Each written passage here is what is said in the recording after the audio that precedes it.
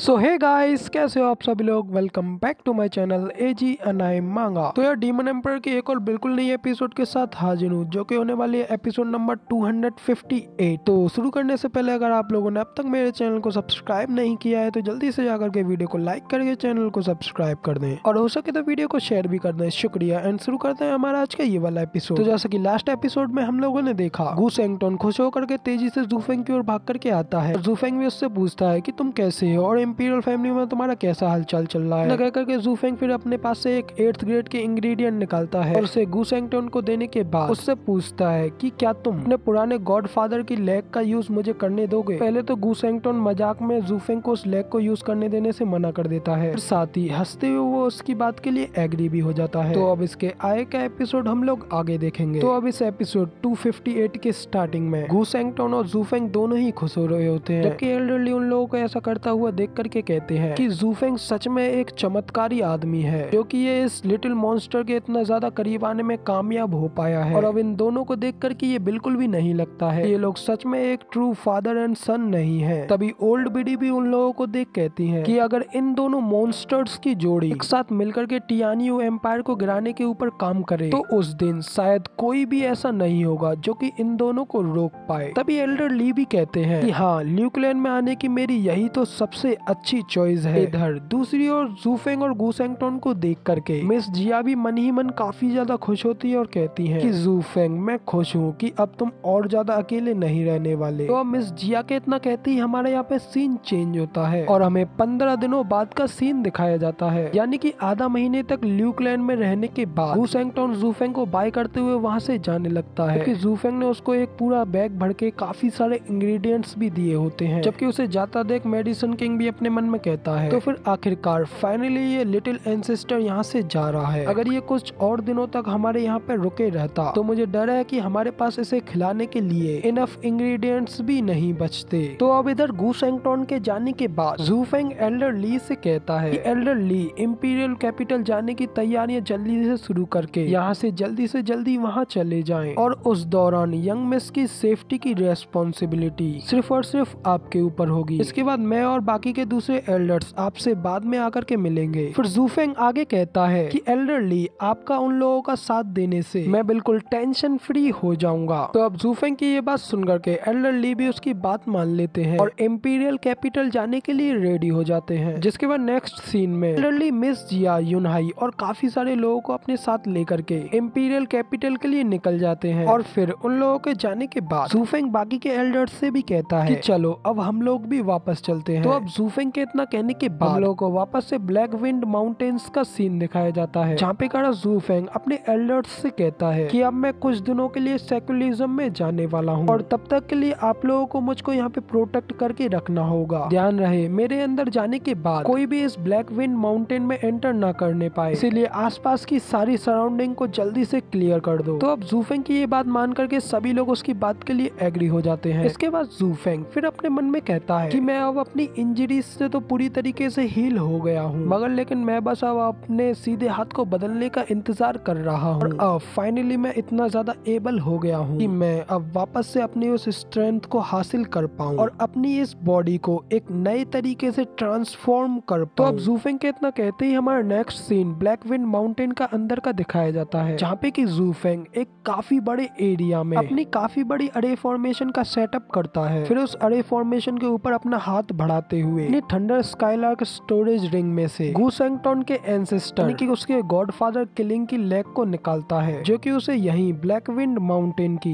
Purple thunder की दुनिया में मिला था। तो अब जूफेंग उस किलिंग के पैर को निकालता है, जो कि दिखने में काफी ज्यादा बड़ा होता है। उस पैर को निकाल करके जूफेंग अपनी अरे फॉर्मेशन के ऊपर फिट कर देता है और फिर उस पैर के पास जाकर के उसे छू करके कहता है कि मुझे बीस्ट किंग माउंटेन पर जो शेपिंग स्प्रिंग मिली थी उसका यूज करते हुए मैं किलिंग के इस पैर को इंसान के हाथों में चेंज कर सकता हूँ और सेफली अपने खोए हुए हाथ को वापस से रिप्लेस कर सकता हूँ। वास्तव में तो मेरे दिमाग में ये आइडिया तभी आ गया था जब मैंने उस समय पहली बार शेपिंग स्प्रिंग के बारे में सुना, पर लेकिन उसके साथ जुड़े हुए आने वाले कई खतरों की वजह से मैंने उस आइडिया को वहीं पर पूरी तरीके से छोड़ दिया। फिर भी होंगफू किंग टियान के साथ हुई मेरी उस लड़ाई ने मुझे मजबूत होना और किसी भी तरीके की झिझक को दूर करना सिखा दिया। और वैसे भी मैंने अपने एक हाथ हाथ को तो पहले ही खो दिया है, तो क्या अब मैं सच में अपनी पूरी जिंदगी अपने एक हाथ के बिना ही बिताता? नहीं, ऐसा तो मैं कभी भी नहीं होने दूंगा। फिर इतना कहकर के जू फेंग किलिंग के उस बड़े से पैर के ऊपर जंप लगाता है और कहता है कि ये सच है, आपको कामयाब होना ही है। इससे पहले कि आप एक डेस्परेट कदम उठा सके, उससे पहले आपको अपनी लिमिट्स को पुश करना होगा। इतना कहकर के जू फेंग फिर उस अरे फॉर्मेशन पर उतर आता है, अपने मूव्स और स्पेल्स को कास्ट करते हुए उस अरे फॉर्मेशन को एक्टिवेट कर देता है। इसकी वजह से वहाँ पे आसमान तक एक काफी बड़ी अरे फॉर्मेशन एक्टिवेट होती है। इसे देख एल्डर यान और एल्डर गीजर भी काफी ज्यादा हैरान होते हैं और कहते हैं कि अब आखिर ये जू फेंग अंदर क्या कर रहा है, वो भी इतना बड़ा और खतरनाक, आखिर ये क्या चीज है। जबकि दूसरी ओर वापस से जू फेंग को दिखाते हैं जो कि वहीं पे उस बड़ी सी अरे फॉर्मेशन को एक्टिवेट करके खड़ा होता है और तभी किलिंग की वो लेग्स अरे फॉर्मेशन की एनर्जी को एब्जॉर्ब करने लगती है, जिसे देख जू फेंग कहता है कि हेवन और अर्थ की पावरफुल शक्ति यिन और यान में चेंज हो गई है और अब किलिंग का ये पैर भी एक आर्म यानी कि हाथ में चेंज हो जाएगा और अब ये सभी इंग्रेडिएंट्स एक साथ फ्यूज हो जाएंगे और एक सीक्रेट आर्म हेवन को भी ब्रेक कर देगी। तभी इतना कहकर के जू फेंग अपनी पावर्स को रिलीज करके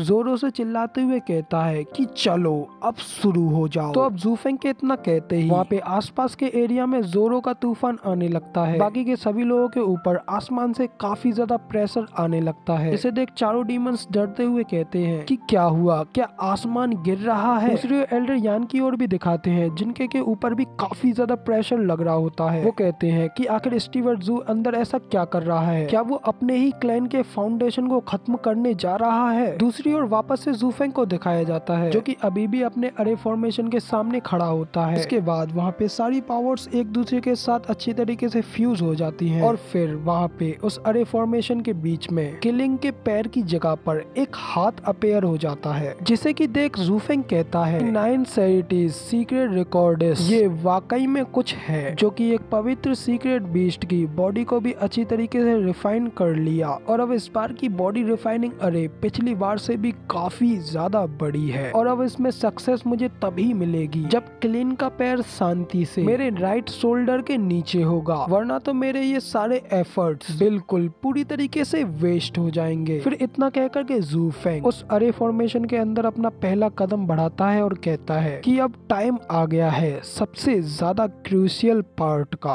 अब मैं आशा करता हूँ कि मुझे आगे के स्टेप्स में कोई भी रिजेक्शन ना मिले। आखिरकार इस पवित्र पैर का पुराना मालिक ऑलमाइटी किलिन है। फिर जू फेंग आगे उस हाथ को देख करके कहता है आखिरकार मेरा हाथ इस जगह पर वापस आ गया। इतना कहकर के जू फेंग फिर उस हाथ को लेने के लिए आगे की ओर बढ़ने लगता है। तभी वहाँ पे एनर्जी का प्रेशर इतना ज्यादा बढ़ जाता है कि जू फेंग उस एनर्जी के साथ ही खिंचा चलने लगता है कि जू फेंग अपनी हिम्मत करके पीछे की ओर हटने की कोशिश करता है, मगर उस एनर्जी का प्रेशर इतना ज्यादा होता है जू फेंग के शरीर पे से उसकी खाल भी उसकी बॉडी पे से खिंचने लगती है, जिसके बाद जू फेंग एक जोरदार चीख मारता है। मगर इसी के साथ हमारा ये वाला एपिसोड यहाँ पे कंप्लीट हो जाता है। तो अब इसके आगे के स्टोरीज के नेक्स्ट पार्ट में कवर करेंगे। फिलहाल के लिए वीडियो पसंद आई हो तो यार एक लाइक कर देना, साथ ही कमेंट में बताना कि आपको हमारा ये वाला वीडियो का एक्सप्लेनेशन कैसा लगा और इसके नेक्स्ट पार्ट को देखने के लिए मेरे इस चैनल को सब्सक्राइब जरूर से कर लेना। जिसके बाद मैं मिलता हूँ आपसे अगली वीडियो में, तब तक के लिए टाटा बाय बाय, फिर मिलते हैं।